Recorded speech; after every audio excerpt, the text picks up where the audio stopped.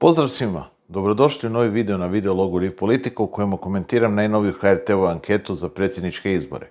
U ovoj anketi na 1000 ispitanika i marginu pogreške od oko 3% nema zapravo nikakvih značajnijih preokreta, a u anketi su ovoga puta prikazani samo službeni kandidati. Zoran Milanović ima oko 2% veću podršku od prošle ankete, dok je blago porastao i Dragan Primorac. No to je blagi rast nakon većeg pada, tako da ne možemo govoriti da je kumulativno došlo do povećanja. Blago je rasla i Marija Selak-Raspudić, a malo veći rast ima i Ivana Kekin.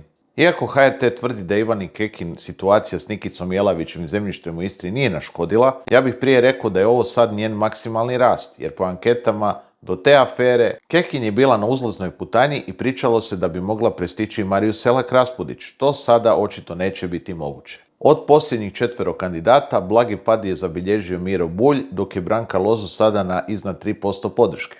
Tomislav Jonjić zabilježio je blagi pad, dok je Niko Tokić-Kartelo i dalje ispod 1%. Osobno bih se složio s uzlaznim trendom Branke Lozo, no ne slažem se da će Jonjić ostati na malo više od 1%, nakon što su otpali neki potencijalni kandidati, poput Karoline Vidović-Krišto, Kolakušića, Keleminca i sl. Negdje ti glasovi moraju otići, pogotovo ako se broj neodlučnih birača smanjuje za skoro 3,5%, kako kaže anketa. U drugom krugu već više puta komentirana situacija. Zoran Milanović pobjeđuje Dragana Primorca s 20% razlike, dok se smanjio i broj neodlučnih i broj onih koji ne misle glasovati u drugom krugu. Sve u svemu, ova posljednja HRT-ova anketa pred prvi krug izbora pokazuje da nema nikakvih novih trenutaka u izbornoj kampanji, te da Zoran Milanović može sasvim mirno dočekati iduću izbornu nedjelju. Toliko za danas. Ako vam se sviđa ovaj sadržaj, zapratite Liv Politiku na društvenim mrežama. Poveznice su u opisu ovog videa. Do idućeg puta, do slušanja.